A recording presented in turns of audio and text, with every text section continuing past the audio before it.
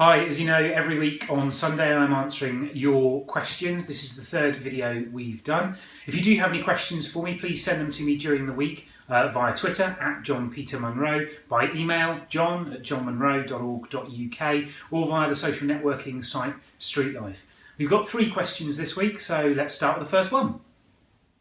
And the first question comes from Jane D, who asks, do you have any plans to fight for parents who would like to take their children on holiday during term time but can't afford to?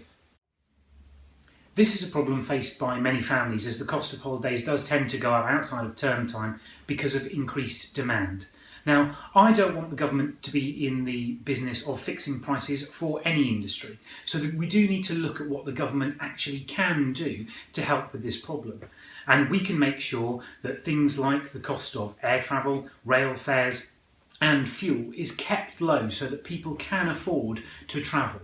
I also want to do 2 other things. I want to ask the government to initiate a Competition and Markets Authority investigation into the travel industry to make sure that the market is working for people.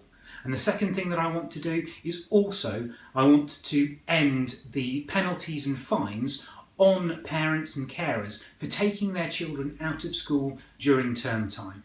I think parents know best what is best for their children, and if that means a holiday during term time, then so be it.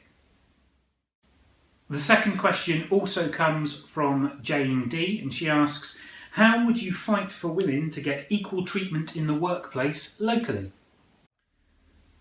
Well, Jane, I've been pleased to work with Liberal Democrat Minister Jo Swinson on a scheme that asks national companies to sign up to publish the details of their gender pay gap information. This encourages companies to work hard to close that gap, and obviously that will have an impact on employers here in the Weston-super-Mare constituency.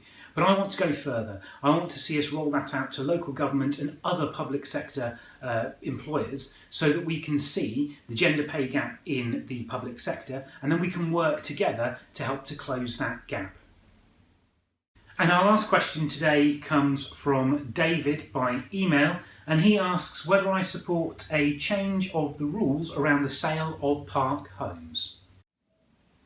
David, I'm absolutely in favour of a change of the rules around the sale of park homes, and if I were elected your MP on the 7th of May, I would campaign for a review and a change in the law. And that's all the questions we've had sent in this week. If you've got a question for me, please do send them via Twitter @JohnPeterMunro, by email john@johnmunro.org.uk, or on the social networking site StreetLife. Thanks very much for your questions, have a good week, and I'll see you again on Sunday.